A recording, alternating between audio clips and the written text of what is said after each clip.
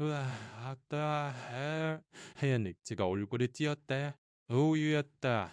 그것도 아직 처럼. 어머, 죄송합니다. 손이 미끄러져서.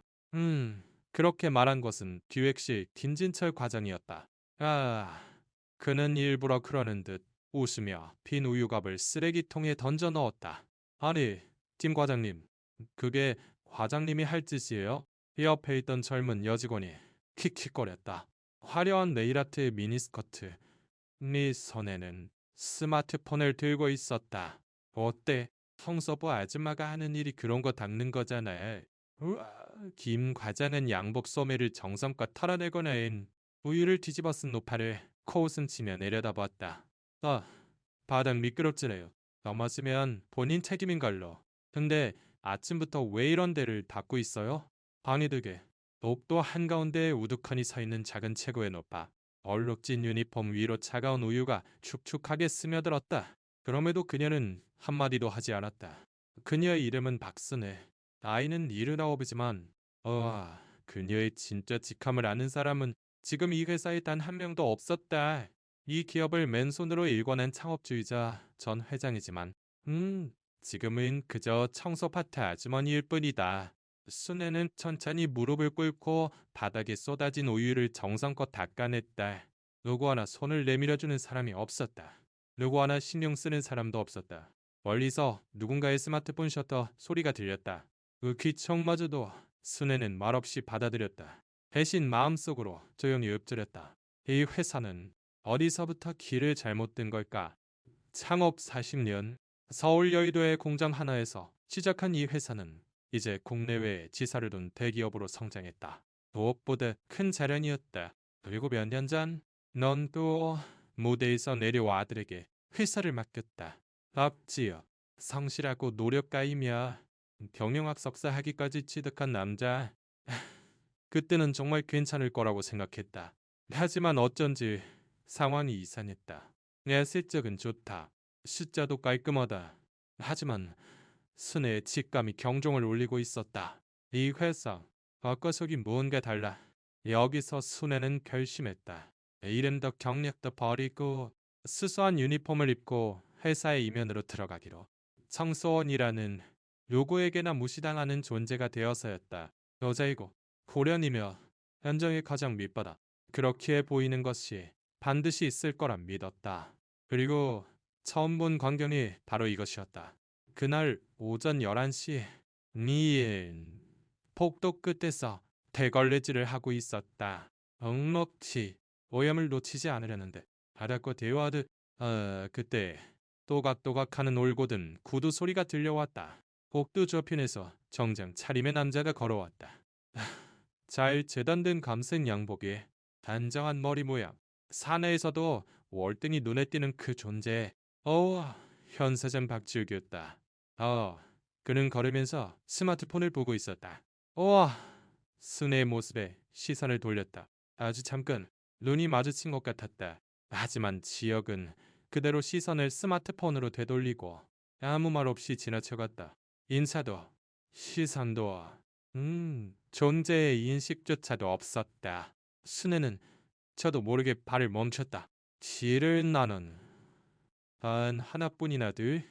그럼에도 그의 눈에는 이제 사람이 보이지 않았다. 그는 나쁜 사람이 아니다. 그저 숫자만 보고 사는 사람이 되어버렸을 뿐이다. 자네, 옛날에는 눈빛이 더 다정했는데 말이야. 순애는 나직이 충얼거렸다. 그리고 다시, 아, 천천히 대걸레를 움직였다. 이 회사를 구하려면 우선 현장부터 봐야 한다. 네 싸움이 여기서부터 시작된 것이었다. 몇 번을 말해야 알아들어. 이거 지시한 자료랑 다르잖아. 도함이 복도에 올려 퍼졌다. 마침 청소를 마친 순애가 서류를 사무실에 전달하러 가던 중이었다. 목각기 앞에서 한 젊은 여성이 고개를 숙이고 있었다. 꼿꼿이 세운 등줄기가 부자연스러울 정도로 경직되어 있었다. 소리치는 쪽은 중년 남자였다. 파견직 주제라며 내뱉는 듯한 말투였다. 죄송합니다. 하지만 지시 내용에는 이 내용으로 하라고. 변명하지 마. 그러니까 네가 언제까지고 파견질인 거야? 말에 그녀의 어깨가 움찔 떨렸다. 마치 파견직이라는 단어가 오물처럼 가슴에 박히는 듯했다. 순애는 저도 모르게 걸음을 멈추고 상황을 살폈다. 그 젊은 여성은 20대 초반 정도로 보였다. 가망색 카디건에 검은색 바지, 하얀 귀엽고 수수하지만 단정한 인상이었다. 아마도 누구의 눈에도 띄지 않도록, 누구에게도 폐를 끼치지 않도록 그렇게 살아왔을 터였다. 남자라 떠난 후에도 그녀는 그 자리에 우두커니 서 있었다. 고개를 숙인 채 무릎에 놓인 두 손을 꽉 쥐고 있었다. 순애는 천천히 다가갔다. 그러자 그녀가 흠칫하며 고개를 들었다. 눈가가 살짝 붉었지만 별 고이치는 않았다. 울 수 없는 걸까? 울고 싶지 않은 걸까? 괜찮아요? 순애가 말을 건네자 예. 그녀는 작게 고개를 저었다. 죄송합니다. 신경 써주셔서 감사해요. 하지만 그녀는 작은 목소리로 말했다. 에이, 정직권 아니면 끼어들지 말라고 하셔서. 그녀의 눈에 두려움과 필요가 어려 있었다. 순애는 말없이 고개를 끄덕였다. 그리고 잠시 후 조용히 물었다. 이런 대우를 받으면서까지 왜 여기에 있어요? 그녀는 가늘프게 웃었다.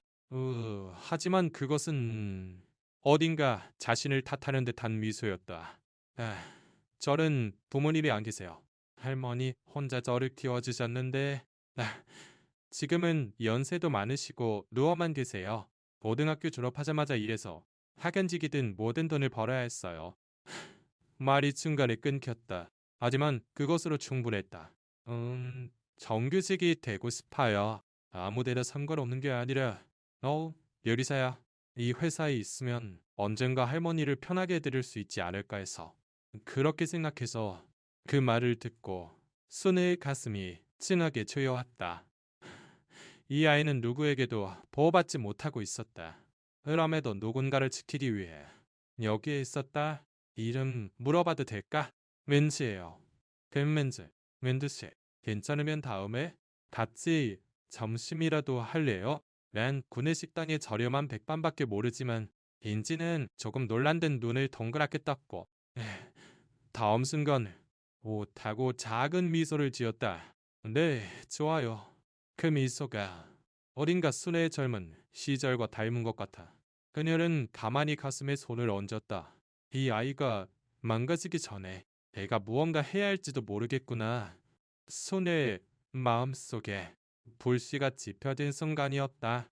그날 밤 야근으로 아무도 없어진 사무실에 키보드 소리만이 울리고 있었다.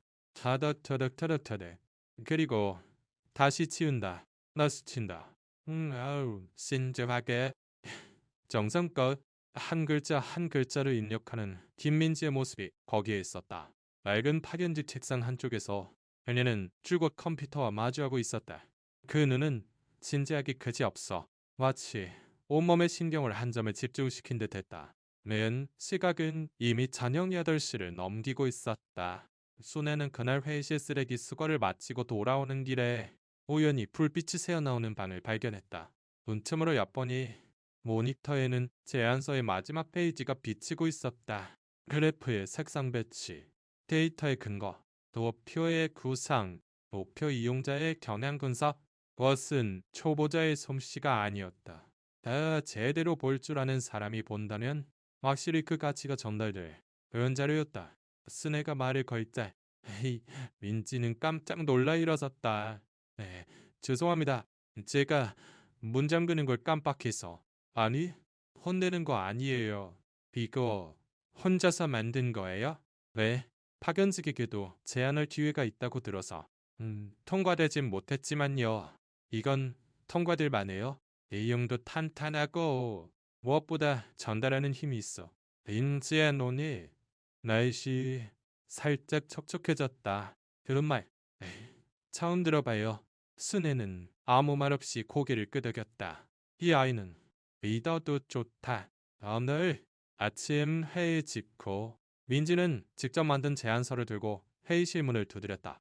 회의실 중앙에는 민지의 상사인 영업이팀 강태식 팀장이 앉아 있었다. 실례합니다. 오늘 제안 관련해서 뭐야? 파견직이 제안? 황 팀장이 서류를 받으며 얼굴을 찡그렸다. 팔랑팔랑 페이지를 넘기기 시작한 것도 불과 몇 초뿐이었다. 그렇군. 그렇게 중얼거린 다음 순간 강 팀장은 아무런 망설임 없이 민지의 자료를 두 동강 내찢어 버렸다. 이딴 건 가치 없어. 숫자만 부풀렸잖아. 이상론? 아인 뜬구름 잡는 소리라는 거야. 아, 하지만 제대로 데이터 조사해서 민지의 목소리가 떨렸다. 시끄러워. 파견직을 시키는 일이나 조용히 하면 되는 거야. 제안? 건방지다고. 누구 허락받고 한 거야? 응, 그 자리에 있던 몇몇 직원들은 아무 말 없이 시선을 피했다. 어떤 이는 스마트폰만 쳐다보고 있었고 어떤 이는 슬그머니 자료를 챙기고 있었다. 인질은 혼자였다. 하지만 바로 그 직후 강 팀장이 환한 미소를 지으며 다른 서류 뭉치를 꺼내들었다. 이건 다르네. 이것 좀 봐. 간단하고 좋잖아. 그렇게 손에 든 것은 염업부장의 아들 최우진이 만든 제안서였다. 도장용지 2장짜리. 내용은 거의 즉흥적인 아이디어 수준이었다. 글자뿐이고 도표도 데이터도 없었다. 하지만 거기에 적힌 이름만이 가치로 여겨졌다. 이야, 역시 대단해. 감각이 있다고 할까? 미래가 있다고 할까? 주변이 장단을 맞추듯 웃음소리를 냈다. 도장님 아들, 대단한데? 우진씨 진짜 천재네요. 아무도 민지의 노력에도 자료에도 눈길 쫓아주지 않았다. 그 광경을 청소 카트 뒤에서 지켜보던 순애는 대걸레 자루를 꽉 쥐었다. 너무나 프렌리하고 너무나 얄팍한 세계. 민지는 그 자리에서 고개를 숙이고 찢어진 종이 조각을 지우며 중얼거렸다. 제 능력이 부족했을 뿐이에요. 더 열심히 하겠습니다. 그 목소리가 누구보다 자신을 탓하는 것처럼 들려 예순의 가슴에 또 하나의 불씨가 켜졌다. 두고 봐. 내가 네 노력을 절대로 헛되게 하지 않을 테니. 그렇게 마음속으로 강하게 맹세하며 순애는 대걸레를 밀고 그 자리를 떠났다. 오전 11시 15분 응접실 앞 복도에 순애는 걸레와 물통을 들고 서 있었다. 오늘은 손님이 오기로 되어 있어. 평소보다 더욱 분주한 분위기가 흘렀다. 직원들은 쓸데없이 예민해져 있었다. 바로 그때였다. 그건 말인데 빈틈으로 낮은 목소리가 들려왔다. 순간 살짝 열린 응접실 문틈으로 보였다. 영업부장 최동수가 종이봉투를 상대방에게 건네고 있었다. 그 종이봉투는 불룩했다. 분명 안에 무언가가 들어있었다. 닫은 쪽은 어디 거래처 사람으로 보이는 남자였다. 정장에 번쩍이는 시계, 허리에는 명품 벨트, 밤자는 봉투 안을 슬쩍 들여다보더니 작게 고개를 끄덕이며 말했다. 이걸로 다음 달 처리도 잘 부탁드립니다. 순애는 말없이 벌레를 짜는 척했다. 하지만 그 손은 아주 미세하게 떨리고 있었다. 응접실 문이 완전히 닫힌 후에도 한동안 그 자리를 움직이지 못했다. 하지만 확신했다. 역시 이 회사에는 아직 겉으로 드러나지 않은 무언가가 있다. 순애는 본사사치 부장실 앞에서 쓰레기를 수거하고 있었다. 최 부장의 반에는 아무도 없었다. 실례합니다. 라고 일단 목소리를 내고 안으로 들어갔다.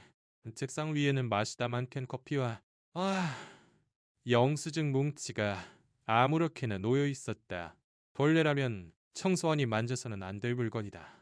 하지만 순애는 가볍게 시선을 굴려 아무도 없는 것을 확인하고는 슬쩍 한 장을 손에 들었다. 영수증에는 청담동 고급 유흥주점 8명 218만 원, 택시비 21만 원, 넷츠나 갔다. 같은 내용이 적혀 있었다. 경비라, 영수증 한쪽에는 접대비로 회사 직인이 찍혀 있었다. 순애는 말없이 스마트폰을 꺼냈다. 그리고 재빨리 찰칵.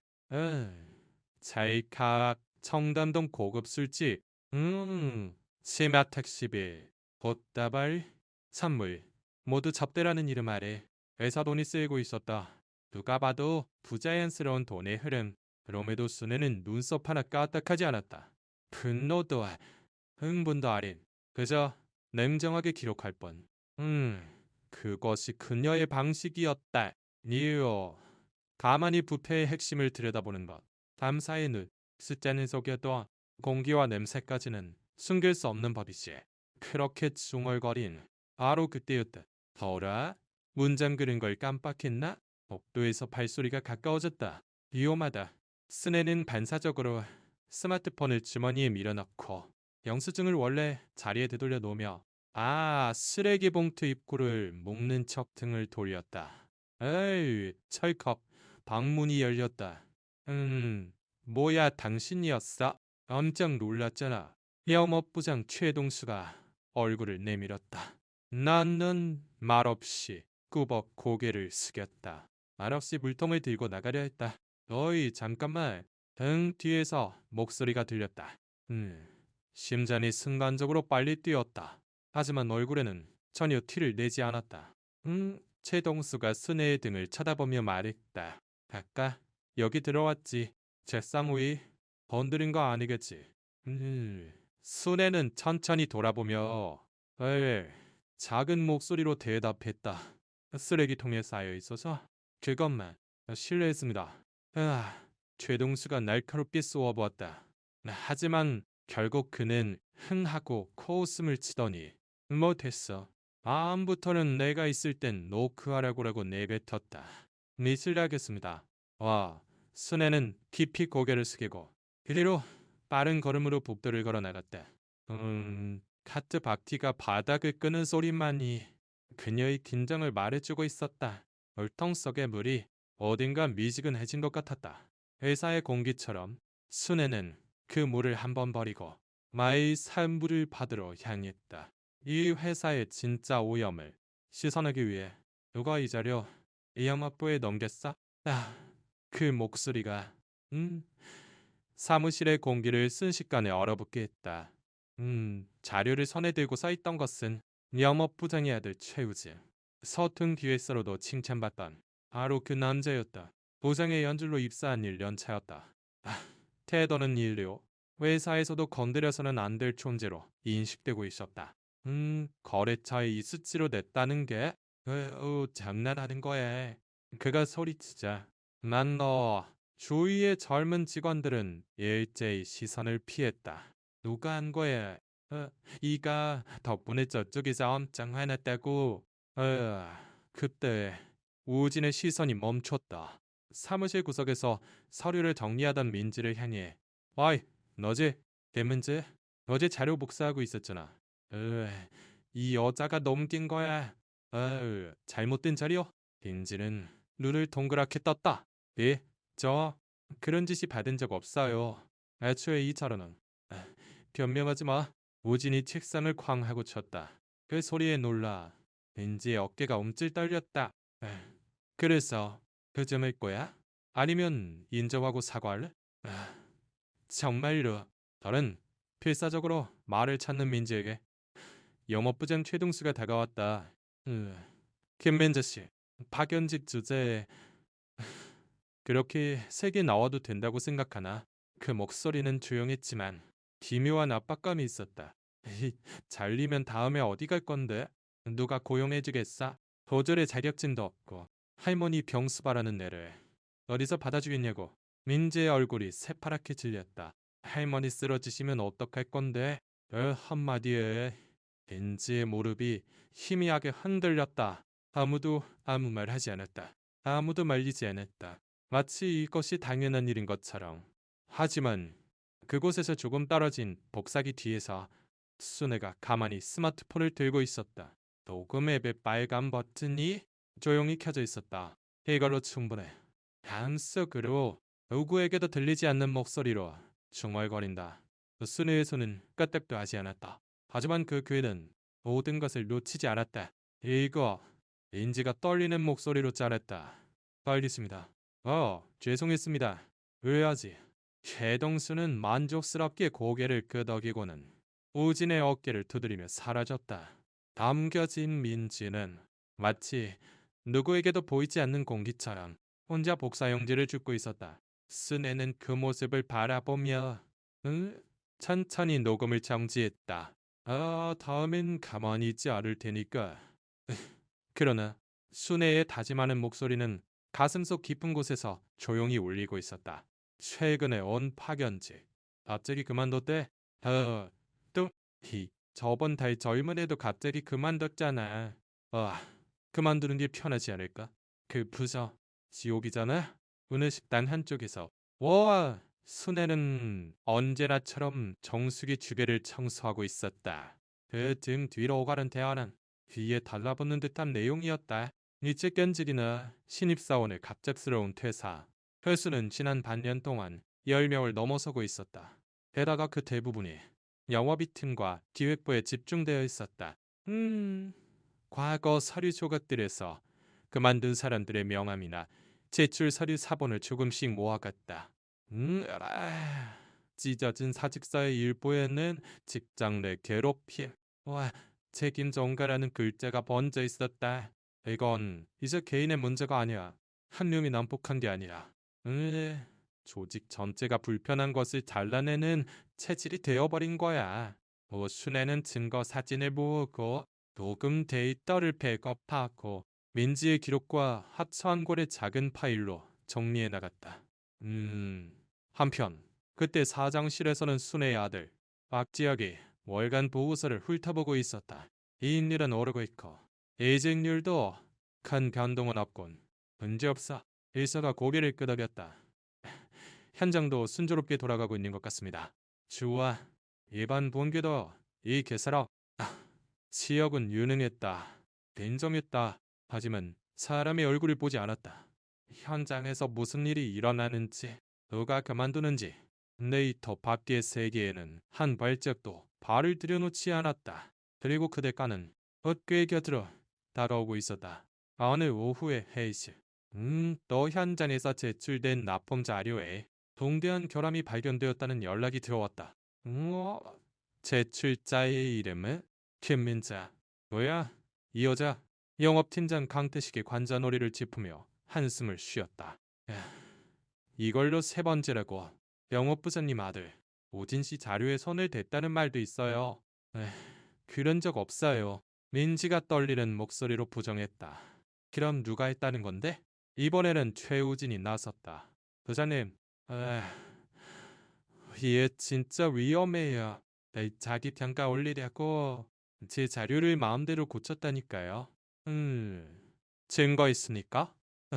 그 말에 부장의 눈빛이 변했다. 오이, 파견직 주제에 말대꾸야. 기어오르지 마. 그런 건 우리들이 그렇다고 하면 끝나는 거야. 너 같은 파견직이 정규직과 같은 무대에 설 수 있을 거라고 생각하냐고. 돼. 청소를 마친 순애가 마침 복도를 지나가고 있었다. 유리 너머로 보이는 인지에 울먹이는 얼굴. 실내에서 고함치는 세 명의 남자들. 순애는 망설임 없이 회의실 문을 열었다. 잠깐만요. 순간 공기가 멈췄다. 뭐야? 웬 할머니야? 어린 직원 회의실이라고.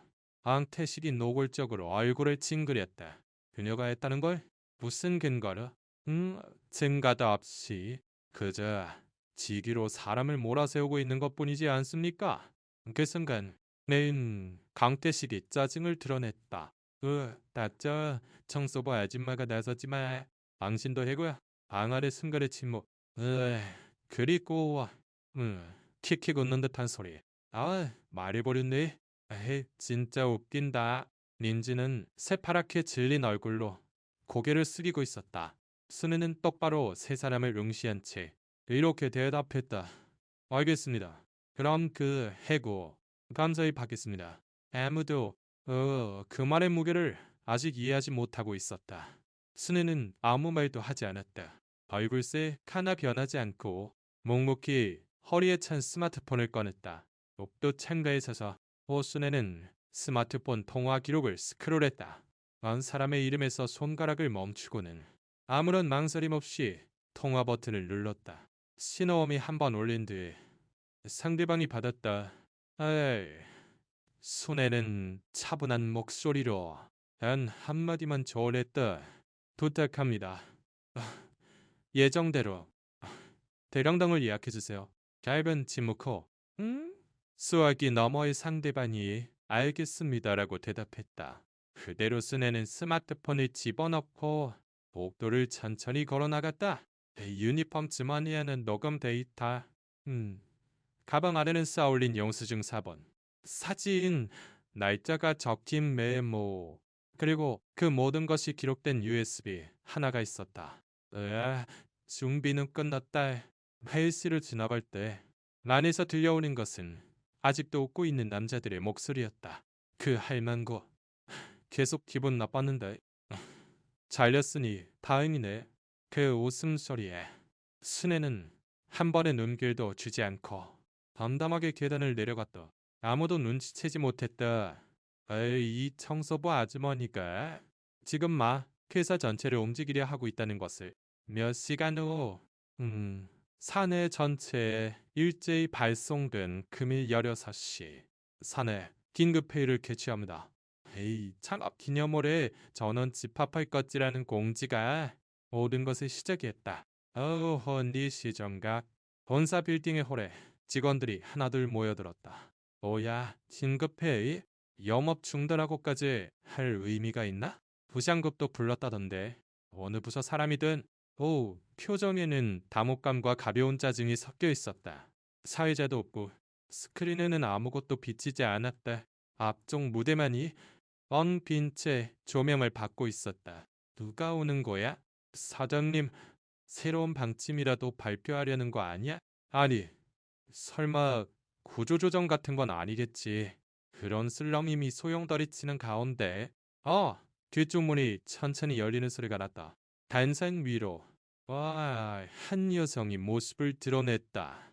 여튼 회색 작업복, 낡은 운동화, 등을 살짝 굽히고 백발을 뒤로 누끈 정소한 노파, 다순이었다.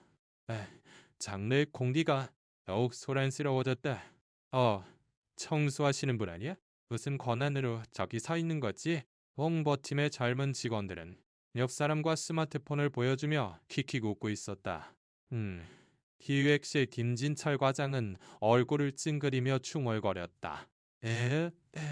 이거 몰래카메라 같은 건가? 영업팀 강태식 팀장도 부장아들 최우진과 함께 발장을 뛰며 어이없다는 듯 말했다. 아까 해고했는데 저 할머니 진짜 집요하네. 그나저나 청소부 아주머니의 역습이라니 동포양하냐고. 하지만 수레는 아무 말 없이 조용히 마이크 앞에 섰다. 그 손에는 종이 한 장, 그리고 발밑에는 노트북과 USB 하나가 있었다. 그럼 스크린 내려주시겠어요? 그녀의 한마디에 반응하듯 뒤쪽 스크린이 천천히 내려오기 시작했다. 뭐 시작하는 거야? 웅성거리는 소리가 멈추지 않았다. 손에는 아직 아무 말도 하지 않았다. 하지만 그 말 없는 등단에 점차 웃음소리가 잦아들기 시작했다. 정적이 서서히 장르를 뒤덮어갔다. 그럼 시작하겠습니다.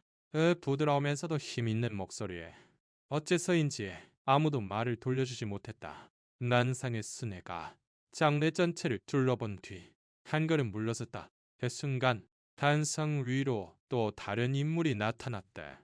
현 사정 막지어 그의 모습을 본 직원들 사이에 순간 술렁임이 일었다. 하지만 그는 아무 말 없이 남네의 옆에 서서 마이크를 손에 들고 깊게 숨을 들이마셨다. 그리고 운명하게 이렇게 선언했다. 에보는 제 어머니이자 저희 회사의 창업주이시며 오늘부로 회장으로 현장에 복귀하십니다. 시간이 멈췄다. 누군가 의자를 차고 일어설 뻔했고 다른 누군가는 스마트폰을 쥔 손을 떨어뜨렸다. 회장님. 킥킥대던 직원들은 일제히 얼굴을 굳혔고 조금 전까지 의기양양하던 몇몇은 의자에 짓눌리듯 주저앉았다. 영업팀장 강태식은 할망구가 나서지 말라고 내뱉었던 불과 10분 전의 자신을 떠올리며 얼굴이 새파랗게 질렸다. 그 옆에 부장 아들 최우진은 나 천재잖아라고 우쭐대던 입이 의자는 완전히 닫혀 있었다. 기획실 김진철 과장은 우유를 끼얹었던 그 아침의 웃음소리가 머릿속에서 메아리쳤다. 모두가 입을 다물었다. 순애는 한마디도 하지 않은 채 모니터 앞에 USB를 꽂았다. 지금부터 시작되는 것은 청소부 할머니의 역습이 아니었다. 회장 박순애 의원, 단지 시간이었다. 붕성거리며 낮게 흔들리는 공기 속에서 나임네 천천히 USB를 컴퓨터에 꽂고 스크린을 향해 말했다. 재생 부탁합니다. 직후 장내의 조명이 살짝 어두워졌다. 먼저 화면에 나타난 것은 음성 데이터였다. 너 잘리면 어쩔 건데? 할머니 쓰러지시면 어떡할 건데? 시키는 일에다 조용히 하면 되는 거야. 파견직이니까. 증거? 그런 거 A가 했다고 하면 끝나는 거라고. 목소리의 주인은 틀림없이 영업부장 최동수와 그의 아들 오진이었다. 그 다음에 산용된 것은 응접실의 몰래카메라 영상, 비닐봉투에 든 현금을 건네는 최동수의 모습. 이걸로 다음 달도 잘 부탁합니다라고 웃는 얼굴. 받는 남자의 손에는 고객 명단, 이어서 영수증 사진들, 고급 유흥주점 접대, 심화택시, 고급 선물, 유흥업소 명의의 꽃다발, 프레젠테이션 형식으로 증거의 날짜, 발언, 해당 부서 몇 가지 정리되어 있었다. 그리고 마지막으로 비친 것은 제안, 읽을 가치도 없어. 파기하면 되겠지. 파견직 주제, 천재전화. 오진이는 비가 다르다고 민주의 제안서가 찍히고 킥킥거리며 비웃음 당하는 회의실의 모습. 그 전모가 영상과 함께 기록되어 있었다. 장래에 숨막히는 듯한 정적이 찾아왔다. 미쳤다. 누군가의 목소리가 갈라진 듯 새어나왔다. 방태식은 새파랗게 질려 입만 뻐끔거릴 뿐 말이 되지 않았다. 김진철은 손으로 얼굴을 가렸고 부장아들 최우진은 의자에 주저앉아 있었다. 순애는 마이크를 잡고 네, 조용히 말하기 시작했다. 저는 이 회사를 누구 한 사람도 무시당하지 않는 곳으로 만들고 싶었습니다. 아이도 성별도 직위도 상관없이 일하는 사람이 존중받는 회사를 만들고 싶었습니다. 하지만 아무래도 어디선가 잘못된 것 같군요. 그녀의 목소리는 분노가 아닌 슬픔으로 가득 차 있었다. 증거 영상 재생이 멈춘 순간 장래에는 혐오할 수 없는 압박감이 가득 찼다. 순애는 천천히 단상의 마이크에 손을 얹고 조용히 말을 이었다. 저는 현장의 누구보다 먼저 이 회사에 출근하고 마지막으로 이 회사를 떠나는 생활을 몇 달 동안 계속해왔습니다. 왜냐하면 이 회사의 뿌리가 썩지 않았는지 확인하기 위해서였습니다. 직원들은 고개를 숙인 채 아무도 얼굴을 들려 하지 않았다. 그리고 오늘 확신했습니다. 순애는 한 박자 쉬고 나서 내뱉었다. 당신들 같은 인간이 있는 한 여사의 미래는 없습니다. 그 말이 헬라이처럼 울려 퍼졌다. 영업부장 최동수는 완전히 안색이 새파래졌다. 눈은 망했고 그저 작게 고개를 저을 뿐이었다. 아니 저게 녹음은 오해고 그녀를 생각해서 저는 회사를 위해 줄곧 헌신해왔습니다. 그 옆에서 부장아들 우지는 무릎을 꿇고 완전히 침묵했다. 다리가 떨려 몇 명조차 나오지 않았다. 기획과장 김진철은 손으로 얼굴을 가린 채 중얼거리듯 말했다. 그건 그냥 장난이었습니다. 그럴 생각은 하지만 이제 그럴 생각이 용납될 분위기가 아니었다. 그리고 순애는 천천히 시선을 옮겼다. 그날 복도에서 킥킥 웃던 젊은 직원들. 저 정말 죄송했습니다. 아이는 몰랐습니다. 설마 회장님이실 줄은. 말이 봐요. 그런 건 상관없지 않습니까? 죄송합니다. 저 반성하고 있습니다. 다시는 사람을 겉모습으로 판단하지 않겠습니다. 모두가 이마에 땀을 흘리며 언명이 아닌 사죄로 바뀌어 있었다. 자신보다 아래라고 생각했던 사람이 자신보다 훨씬 큰 존재였다는 것을 알았을 때 인간은 이렇게나 쉽게 무너진다. 그럼에도 스레는 그들을 서리치지도 조짓지도 않았다. 사람은 실수하는 법입니다. 하지만 실수와 마주하지 않는 인간에게 미래는 없습니다. 이 회사를 바꿀 수 있는 것은 이것이 마지막 기회입니다. 그 말에 직원들은 아무도 반론하지 못했다.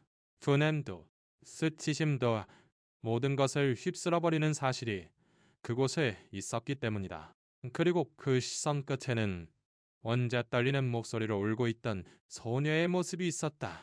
김민재, 몇 번이고 짓밟히고도 그럼에도 다시 일어서온 그녀야말로 지금 가장 회사에 필요한 인재였다. 장래의 공기가 가라앉는 가운데 뱃손에는 짠짠이 아들 악지역 쪽으로 돌아섰다. 너는 회사의 숫자만 봐왔어. 그래서 현전히 목소리가 들리지 않았지. 사람의 아픔도 노력도 전부 놓쳐왔어. 그 말은 어머니로서가 아닌 마흔 사람의 창업주로서의 물음이었다. 지역은 대답하지 못하고 주먹을 꽉 쥐었다. 입술을 깨물고 고개를 숙인 채 떨리는 목소리로 대답했다. 나는 어머니처럼 사람을 보는 눈이 없었습니다. 믿고 있다고 생각했습니다. 하지만 전혀 부족했습니다. 그렇게 말하며 지역은 늘 깊이 고개를 숙였다. 그때는 처음으로 사장이 아닌 니네 딸아이의 아들로 돌아와 있었다. 장례 뒤편 직원들 사이에 파묻히듯 앉아있던 민지의 이름이 불렸다. 맨맨드스 앞으로 나오세요. 순간 자신이 아닌 줄 알았다. 눈동자가 흔들린다. 주의가 와하고 이쪽을 돌아본다. 뭔가 잘못된 건가? 떨리는 무릎을 누르듯 일어서서 천천히 단상으로 향했다. 발걸음은 비틀거리고 시선은 정처 없었다. 다만 단상의 수뇌가 온화하게 자신을 보고 있었다. 그 놈만이 공포 속에서 하나의 등불이었다. 닌지가 앞에 섰을 때 마이크는 준비되어 있었지만 그녀는 아무 말도 못하고 그저 우두커니 서 있었다. 몇 초간의 정적 후 수뇌가 그녀의 어깨에 가만히 손을 얹었다. 놀라게 했구나. 하지만 가슴 펴고 여기 있어도 괜찮단다. 이 아이의 제안서는 제가 본 것 중에서도 최고 수준이었습니다. 빈츠 앤 돈이 처음으로 크게 뛰었다. 내용도 구성도 무엇보다 현장을 생각하는 마음이 담겨 있었어요. 위에 서는 사람일수록 와야만 하는 자료였습니다. 겨우 민지의 입에서 가냘픈 목소리가 새어나왔다. 저는 혼나는 줄 알았어요. 또 누군가의 탓으로 돌려질 거라고 그 말과 동시에 도르르 눈물이 흘러내렸다. 하지만 아주셨던 거군요. 떨리는 목소리가 당내의 공기를 바꿨다. 누군가 작게 코를 훌쩍이는 소리가 들린다. 그리고 사전이 앞으로 나와 마이크를 잡았다. 엠맨주스, 당신의 원을부로 정규직 사원으로 맞이하고 싶습니다. 지금부터 시작될 개혁에 당신의 힘이 필요합니다. 엔진을 올려서 그저 몇 번이고 고개를 끄덕였다. 지금껏 존재조차 없었던 그녀가 이제 드디어 여기 있어도 좋다는 말을 들을 순간이었다. 그 순간 장내 어딘가에서 박수가 터져 나왔다. 처음엔 한 사람, 이어서 또 한 사람, 그리고 점차 모두의 손이 겹쳐져 따뜻한 박수가 장내 존치를 감쌌다. 놀란 듯 돌아보는 민지에게 과거에 무시했던 젊은 직원이 작게 고개를 숙이며 말을 건넸다. 미안해요. 내가 잘못했어요. 다른 여성 직원도 가만히 말했다. 솔직히 당신 자료 정말 대단하다고 생각했어요. 말은 못했지만 그 말에 민지는 또 눈물이 쏟아질 것 같았지만 이번에는 꼿꼿이 등을 펴고 웃었다. 그 미소를 보고 스네가 조용히 고개를 끄덕였다. 이제부터구나. 네, 열심히 하겠습니다. 손에 손이 민지의 등을 밀어주었다. 일질이 파견직 주제라며 모욕당했던 손해와 지금 박수와 함께 환영받았다. 동료가 되었다. 야채 후 언사의 층 로비에 한 장의 커다란 포스터가 걸렸다. 사람을 본다. 목소리를 듣는다. 아래에는 작게 회사 로고. 출근하던 직원들이 와 발을 멈추고 그것을 올려다본다. 그 로비 안쪽을 지나는 여성의 모습이 있다.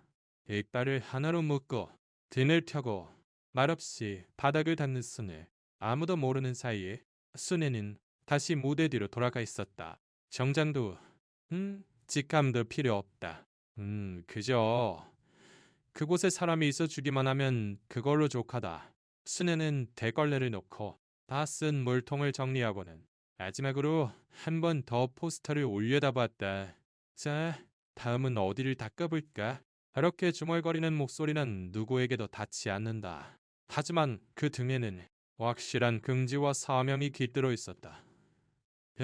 아유, 야, 들려. 정규직이 된 민지는 사원증이 달린 목걸이를 목에 건 채 회사 뒤편 작은 화단의 벤치에 앉아 있었다. 휴대폰 너머에 있는 사람은 할머니. 얕바니고 되물어오는 목소리에 그만 웃음이 터져 나온다. 응, 꿈 아니야. 할머니, 나 정규직 됐어. 이제 겁주어지 마. 그 말끝은 조금 떨리고 있었다. 정말 고맙다. 여기까지 살아올 수 있었던 건 전화기 너머에 있어. 희미하게 코를 훌쩍이는 소리가 들렸다. 헤이, 조금 따라진 걸? 아단 그늘에서 대걸레를 닦고 있던 스네가 그 대화를 듣고 있었다. 얼굴은 돌리고 있었다. 하지만 그 눈가가 어딘가 다정하게 풀려 있는 것은 알 수 있었다. 빈지의 목소리는 온 바람을 타고 멀리까지 닿고 있었다. 스네는 작게 미소 지으며 독백처럼 중얼거렸다. 아직 내 일은 끝나지 않았어. 그 목소리는 누구에게 들려주려는 것도 아니었지만 어디까지나 조용하고 강하게 울려 퍼지고 있었다.